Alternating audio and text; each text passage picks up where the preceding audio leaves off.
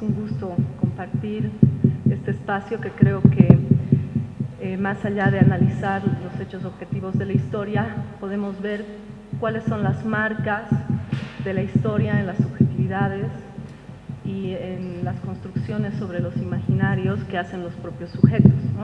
Entonces, en ese sentido, yo quería remarcar una apuesta metodológica que es un poco hacer una intersección entre lo que es la historia y el psicoanálisis para poder leer, abrir un espacio de investigación en Bolivia, donde podamos leer cómo los acontecimientos históricos, de toda la gama amplia de acontecimientos históricos, a los psicoanalistas nos pueden interesar algunos específicamente que hacen marca en la propia subjetividad, ¿no? Entonces, en este sentido, esta es la apuesta metodológica que quisiera plantear, ¿no? El hecho de que podamos leer que del horizonte histórico hace marca en la subjetividad, ¿no?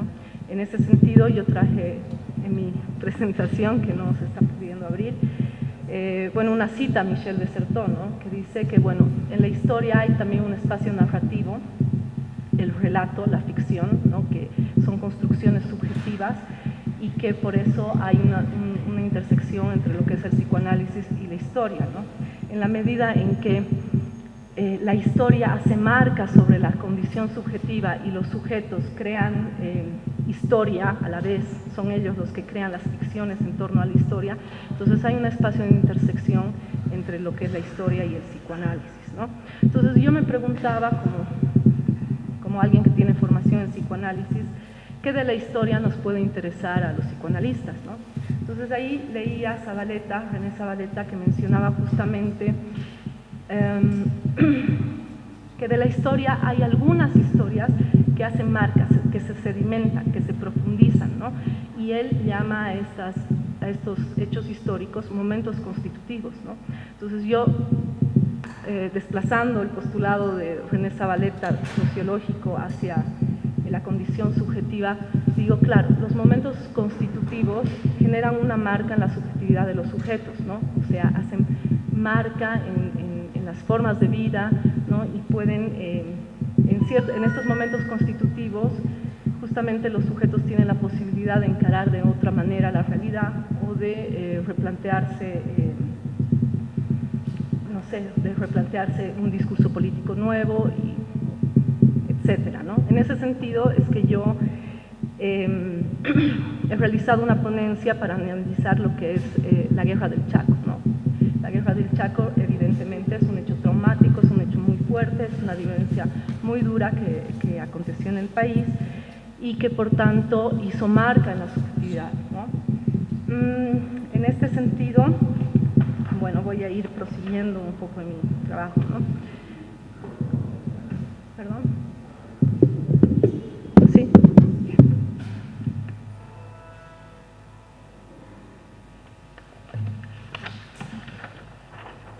No sé si vamos a esperar a la presentación. Bueno, un poco lo que quiere plantear mi investigación es que el infortunio vivido tras la infausta Guerra del Chaco es, tras este infortunio que fue muy traumático en sus secuelas, se creó un imaginario que erigía como requisito la noción de autosacrificio y ofrecimiento de la sangre propia para crear país como para gobernar, ¿no? En este sentido, a partir de la Guerra del Chaco, los políticos se plantean el hecho de que solo se podía ser político en la medida en que uno había ofrecido su sangre a la patria, ¿no? Entonces, tal cual la figura mítica de Prometeo, los nuevos políticos solo podrían serlo en la medida en que hubiesen sacrificado a sí mismos para construir país y progreso, ¿no?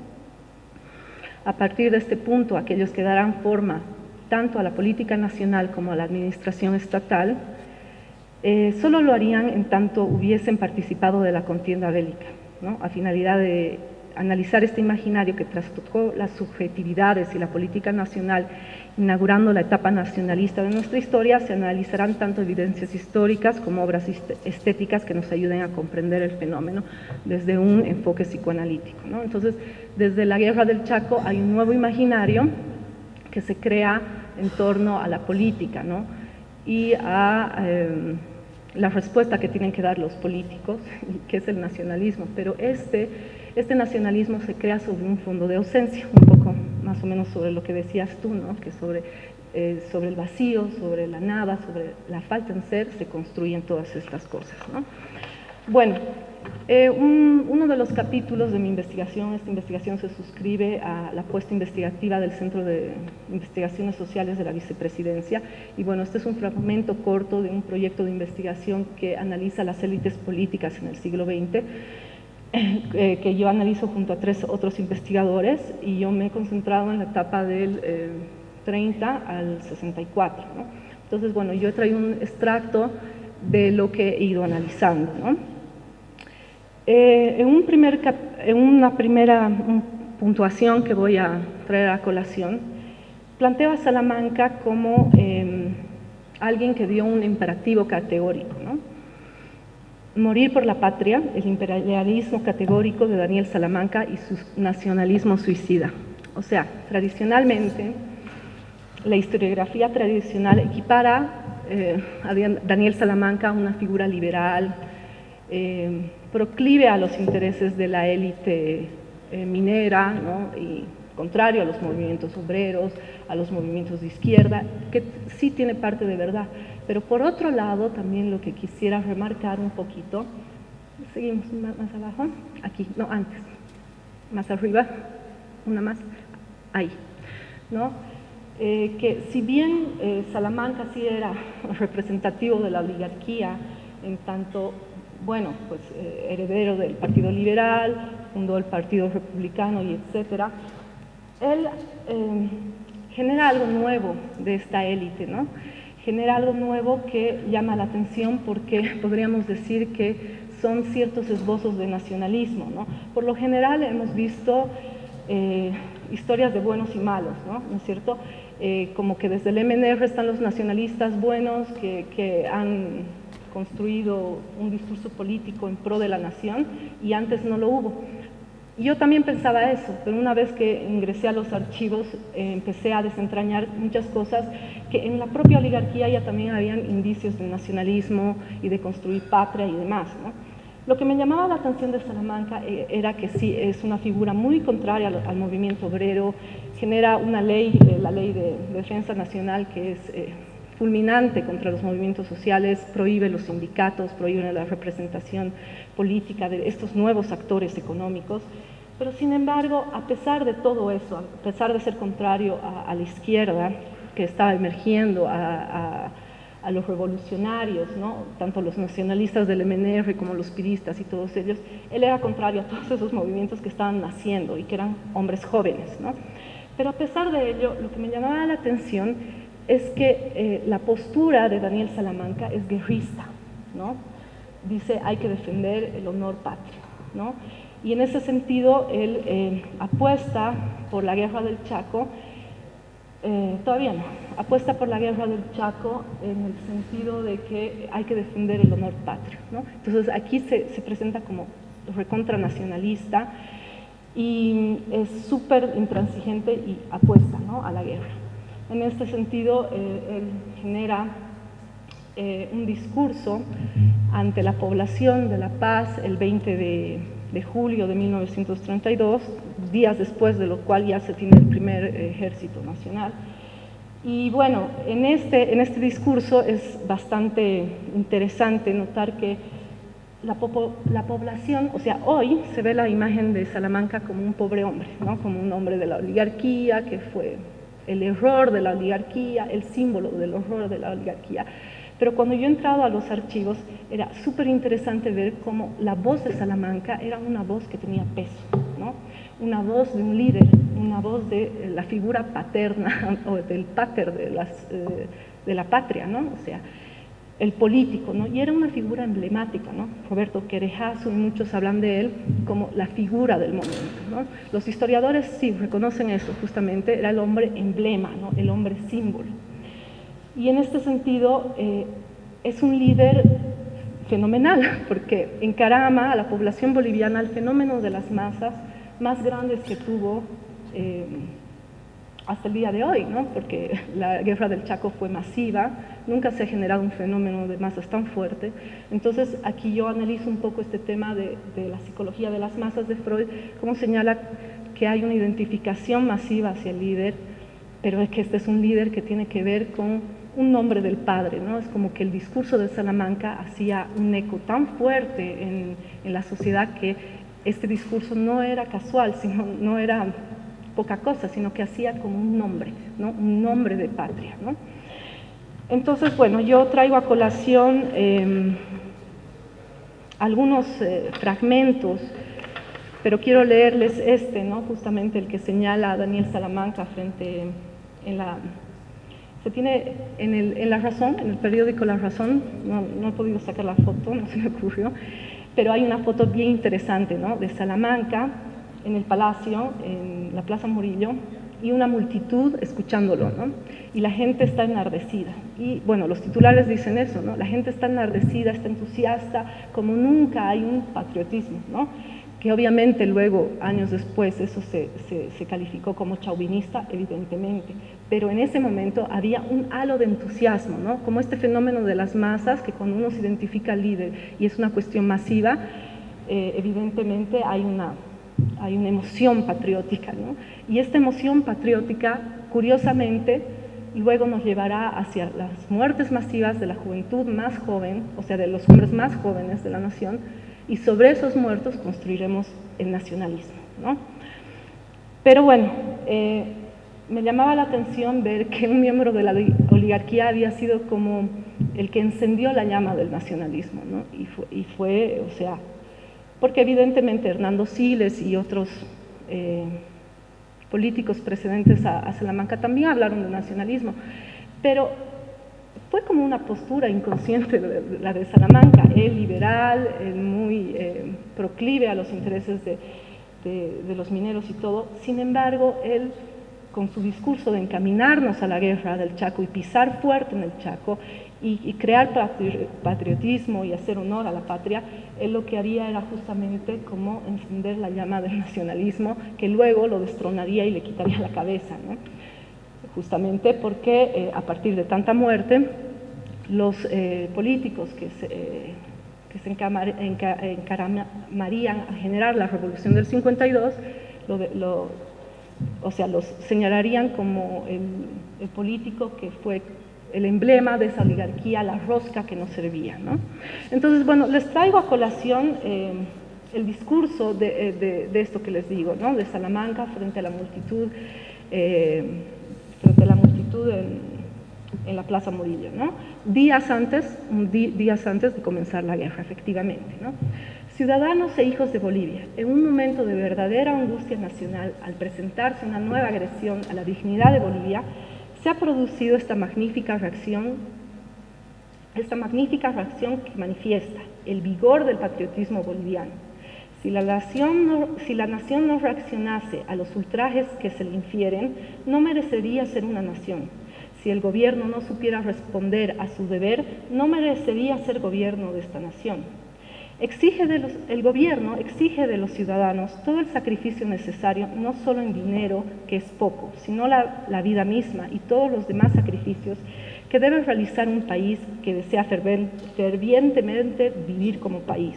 Os invito a jurar que nos sacrifiquemos todos en defensa de la patria.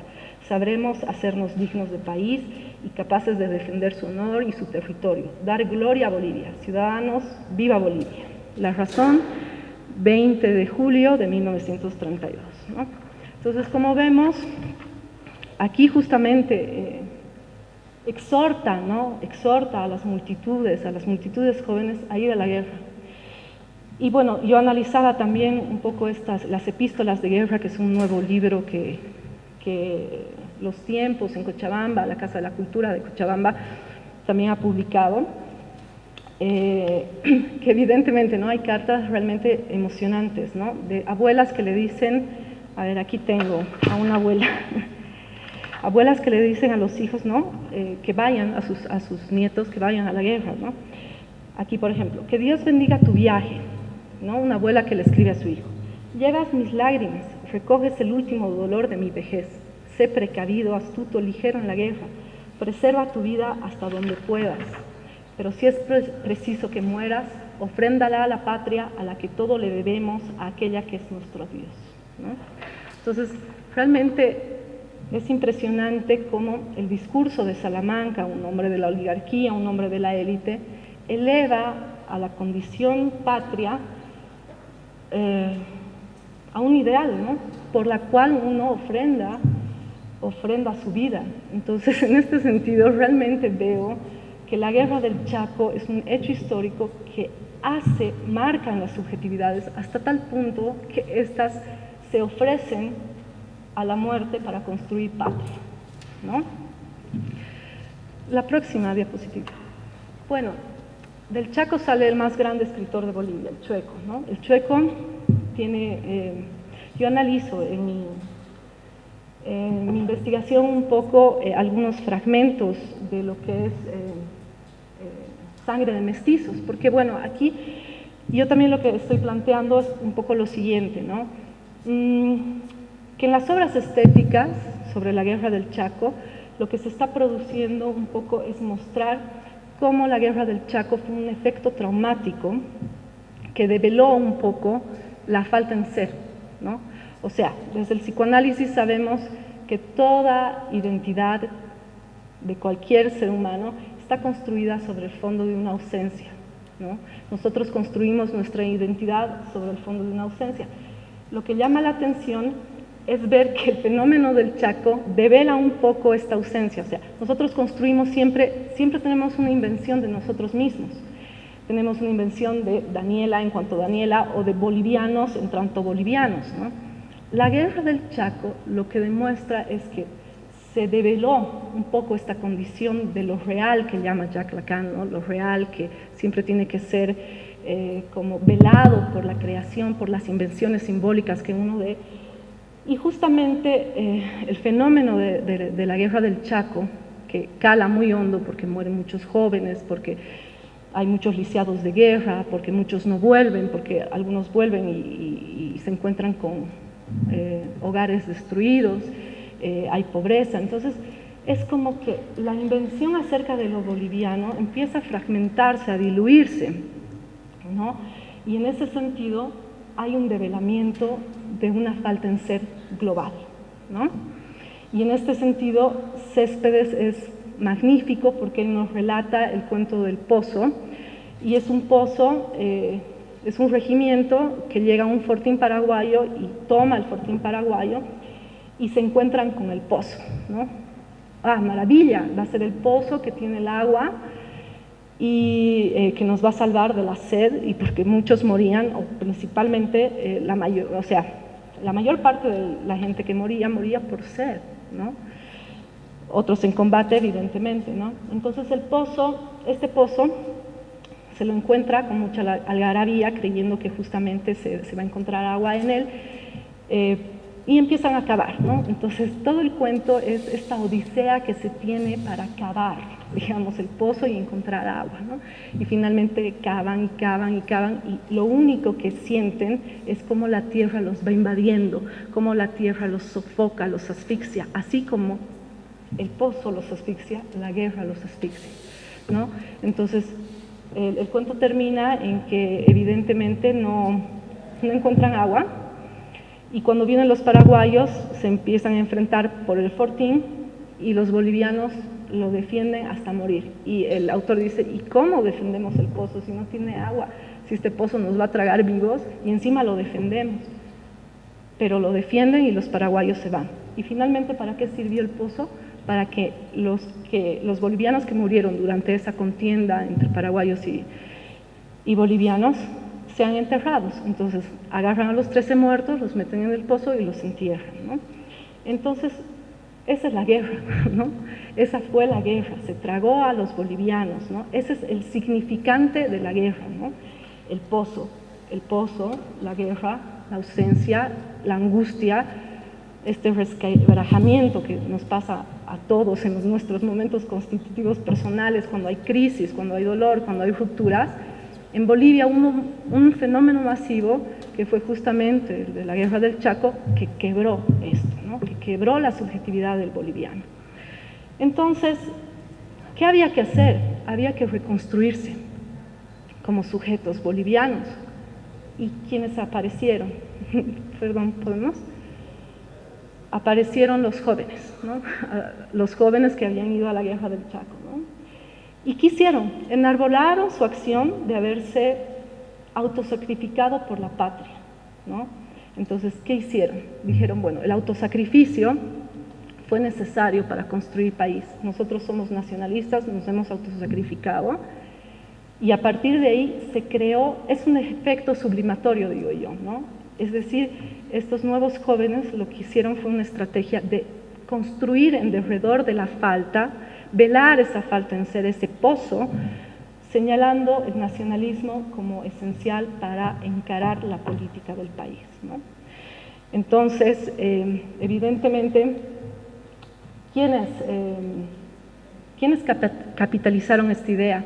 Yo creía que eran los nacionalistas revolucionarios, el MNR, pero cuando fui a las fuentes me hallé con otra sorpresa, ¿no? Si bien esta es una revista de los 2000, ¿no? Del 2000 o 1999 de Enfoques, y aquí señala, ¿no? Futuros revolucionarios no eludieron su participación, ¿no? Entonces, se ha trascendido en la historia popular, si se quiere decir, si es correcto el término, señalar que esta idea del ofrecimiento de la propia sangre es una idea que la capitalizaron los veteranos de guerra y entre los veteranos de guerra los nacionalistas. Si evidentemente así se ha construido la historia, y por ejemplo en el álbum de la Revolución Nacional, esa otra foto, es justamente eso, ¿no? Es una foto del álbum de la Revolución Nacional, y ahí, por ejemplo, es la masacre de Catavi, ¿no? En la masacre de Catavi justamente se enarbola este hecho, ¿no? Del sacrificio en la guerra del Chaco, y también como ahora, así como el sacrificio de los veteranos de guerra, los obreros se sacrificaron y la oligarquía que hizo meterles bala, ¿no? Bueno, pero a pesar de que, siguiente por favor. Bueno, a pesar de que se crea que solo fue el nacionalismo revolucionario, yo lo que vi es que hice un trabajo de campo de los redactores del Congreso, de todo el análisis que se dio en torno a la masacre de Catavi de 1942, y analicé los redactores del Congreso de 1943, donde tanto la oligarquía de ese momento, que estaba simbolizada por una alianza partidaria de distintos partidos tradicionales, ¿no? El liberal, genuino republicano, el republicano, que generaron la concordancia, pelean, ¿no? Pelean entre ellos. Perdón, ya voy a terminar. La concordancia, los nacionalistas revolucionarios y los piristas generan un debate masivo de lo que fue la guerra, de lo que fue la masacre de Catavi, y ahí señalan todos sus posicionamientos ideológicos. Entonces ahí se genera como una pugna por quién capitaliza el legado del Chaco, ¿no? Y toda esta invención del nacionalismo y del autosacrificio. Y ahí notas que la oligarquía también genera este argumento. Nosotros fuimos a la guerra del Chaco, y ahí el ministro de Gobierno señala, Pedro Silvetti, los piristas no van a venir a decirnos cómo gobernar y qué hacer, porque nosotros hemos ido a la guerra del Chaco, 7 de mis hermanos han ido a la guerra del Chaco, uno dejó sus huesos allí, y estos piristas ¿qué hicieron? Se exiliaron, ¿no? Y los deslegitiman y demás. Entonces, no solamente los nacionalistas revolucionarios que trascendieron en la historia como los que verdaderamente ofrecieron su sangre del Chaco y generaron el nacionalismo, fueron los únicos que realmente lo creyeron. Fue como que más bien esta invención que fue a obturar un poco esta angustia y falta, o esta angustia, este vacío en ser, fue una creencia general, ¿no? Entonces el nacionalismo fue una cosa global porque fue un producto sublimatorio del boliviano. Gracias.